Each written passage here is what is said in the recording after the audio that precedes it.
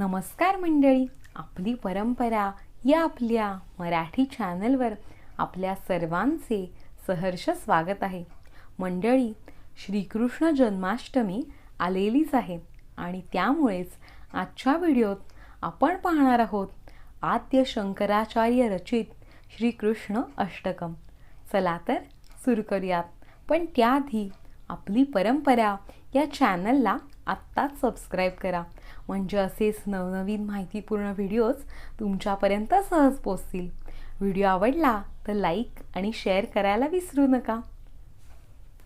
चला तर सुरू करूयात. श्रीकृष्ण अष्टकम. भजे व्रजैकमण्डनं समस्तपापखण्डनं स्वभक्तचित्तरञ्जनं सदैव नन्दनन्दनं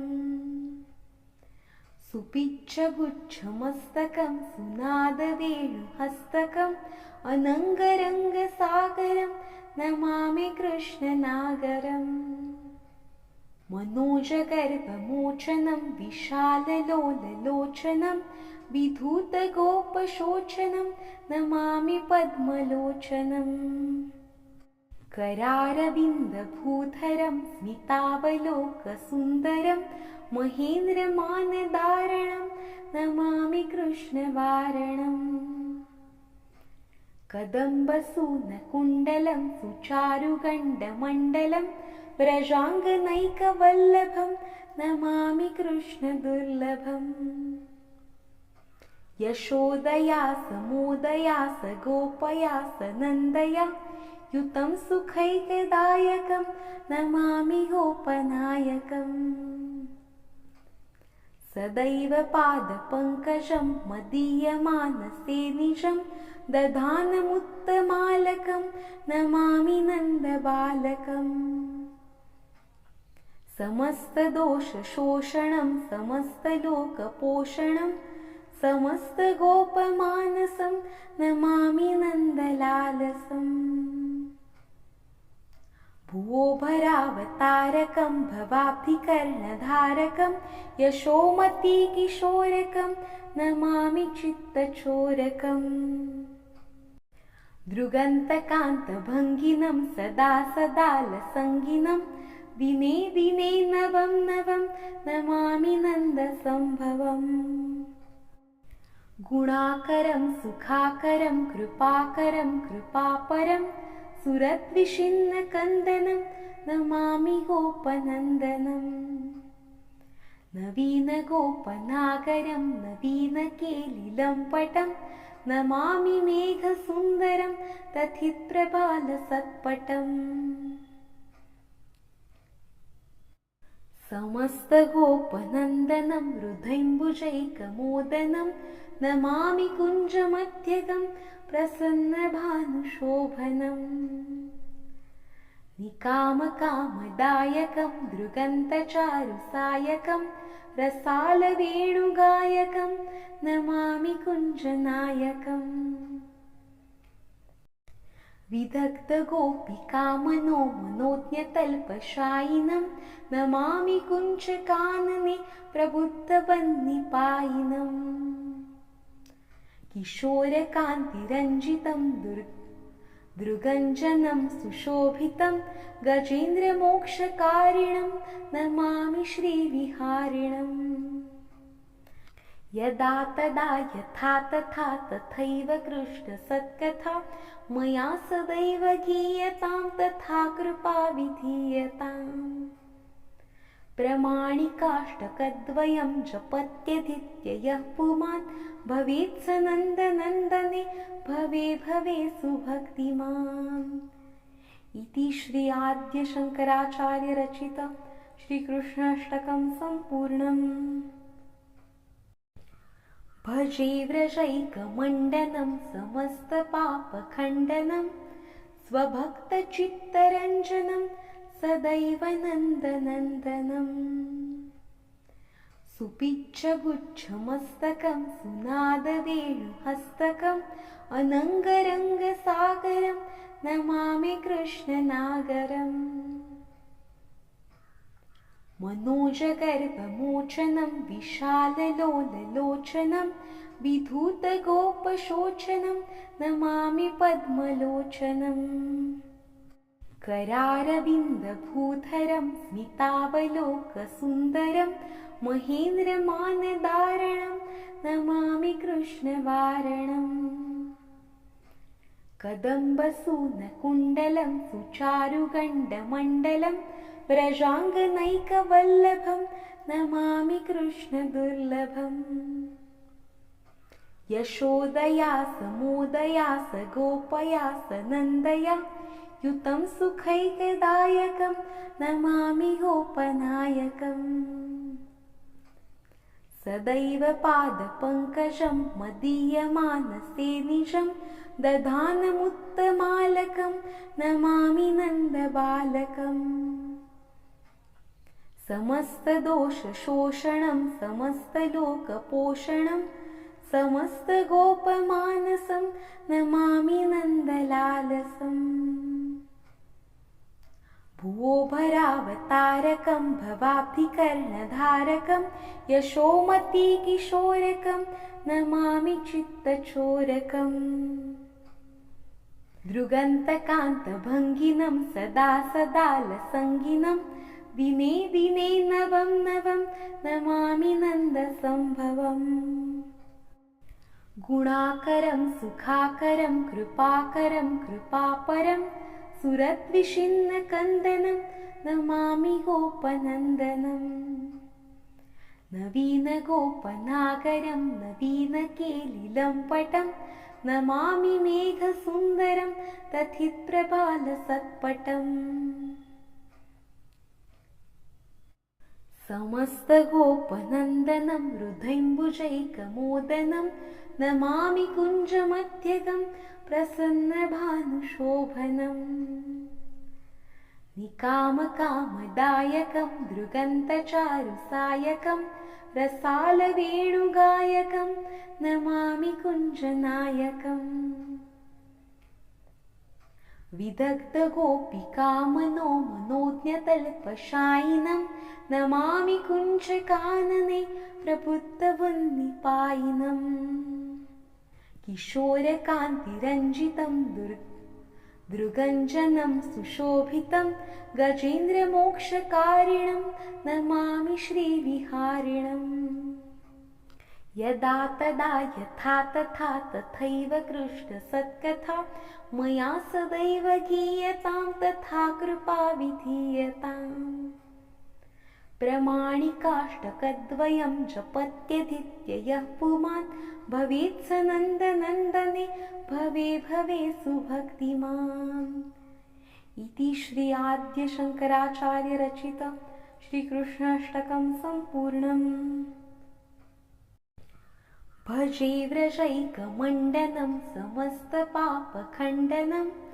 स्वभक्तचित्तरञ्जनं सदैव नन्दनन्दनम् सुपिच्छगुच्छमस्तकं सुनादवेणुहस्तकम् अनङ्गरङ्गसागरं नमामि कृष्णनागरम् मनोजगर्वमोचनं विशाललोललोचनं विधूतगोपशोचनं नमामि पद्मलोचनम् करारविन्दभूधरं स्मितावलोकसुन्दरं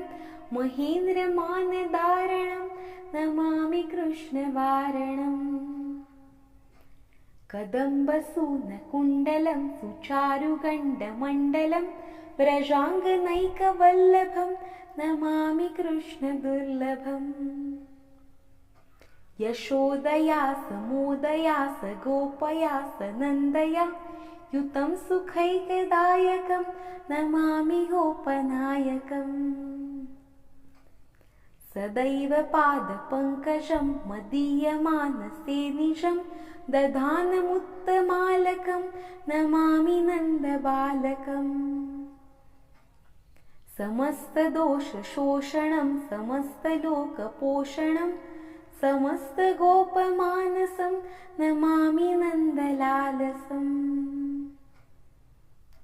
भुवोभरावतारकं भवाब्धिकर्णधारकं यशोमतीकिशोरकं नमामि चित्तचोरकम् दृगन्तकान्तभङ्गिनं सदा सदालसङ्गिनं दिने दिने नवं नवं नमामि नन्दसम्भवम् गुणाकरं सुखाकरं कृपाकरं कृपापरं सुरद्विषिन्नकन्दनं नमामि गोपनन्दनम् नवीनगोपनागरं नवीनकेलिलम्पटं नमामि मेघसुन्दरं तथित्प्रबालसत्पटम् समस्तगोपनन्दनं हृदयम्बुजैकमोदनं नमामि कुञ्जमध्यगं प्रसन्नभानुशोभनम् निकामकामदायकं दृगन्तचारुसायकं रसालवेणुगायकं नमामि कुञ्जनायकम् विदग्धगोपिकामनो मनोज्ञतल्पशायिनं नमामि कुञ्जकानने प्रबुद्धवह्निपायिनम् किशोरकान्तिरञ्जितं दृगञ्जनं सुशोभितं गजेन्द्रमोक्षकारिणं नमामि श्रीविहारिणम् यदा तदा यथा तथा तथैव कृष्णसत्कथा मया सदैव गीयतां तथा कृपा विधीयताम् प्रमाणिकाष्टकद्वयं जपत्यधीत्य यः पुमान् भवेत् स नन्दनन्दने भवे भवे सुभक्तिमान् इति श्री आद्यशङ्कराचार्य रचितं श्रीकृष्णाष्टकं सम्पूर्णम् भजे व्रजैकमण्डनं समस्तपापखण्डनं स्वभक्तचित्तरञ्जनं सदैव नन्दनन्दनम् सुपिच्छगुच्छमस्तकं सुनादवेणुहस्तकम् अनङ्गरङ्गसागरं नमामि कृष्णनागरम् मनोजगर्वमोचनं विशाललोललोचनं विधूतगोपशोचनं नमामि पद्मलोचनम् करारविन्दभूधरं स्मितावलोकसुन्दरं महेन्द्रमानदारणं नमामि कृष्णवारणम् कदम्बसूनकुण्डलं सुचारुगण्डमण्डलं व्रजाङ्गनैकवल्लभं नमामि कृष्णदुर्लभम् यशोदया समोदया स गोपया स नन्दया युतं सुखैकदायकं नमामि गोपनायकम् सदैव पादपङ्कजं मदीयमानसे निजं दधानमुत्तमालकं नमामि नन्दबालकम् समस्तदोषशोषणं समस्तलोकपोषणं समस्तगोपमानसं नमामि नन्दलालसम् भुवोभरावतारकं भवाब्धिकर्णधारकं यशोमतीकिशोरकं नमामि चित्तचोरकम् दृगन्तकान्तभङ्गिनं सदा सदालसङ्गिनं दिने दिने नवं नवं नमामि नन्दसम्भवम् गुणाकरं सुखाकरं कृपाकरं कृपापरं सुरद्विषिन्नकन्दनं नमामि गोपनन्दनम् नवीनगोपनागरं नवीनकेलिलम्पटं नमामि मेघसुन्दरं तथित्प्रबालसत्पटम् समस्तगोपनन्दनं हृदयम्बुजैकमोदनं नमामि कुञ्जमध्यगं प्रसन्नभानुशोभनम् निकामकामदायकं दृगन्तचारुसायकं रसालवेणुगायकं नमामि कुञ्जनायकम् विदग्धगोपिकामनो मनोज्ञतल्पशायिनं नमामि कुञ्जकानने प्रबुद्धवन्निपायिनम् किशोरकान्तिरञ्जितं दृगञ्जनं सुशोभितं गजेन्द्रमोक्षकारिणं नमामि श्रीविहारिणम् यदा तदा यथा तथा तथैव कृष्णसत्कथा मया सदैव गीयतां तथा कृपा विधीयताम् प्रमाणिकाष्टकद्वयं जपत्यधीत्य यः पुमान् भवेत् स नन्दनन्दने भवे भवे सुभक्तिमान् इति श्री आद्य शङ्कराचार्य रचित श्रीकृष्णाष्टकं सम्पूर्णम्।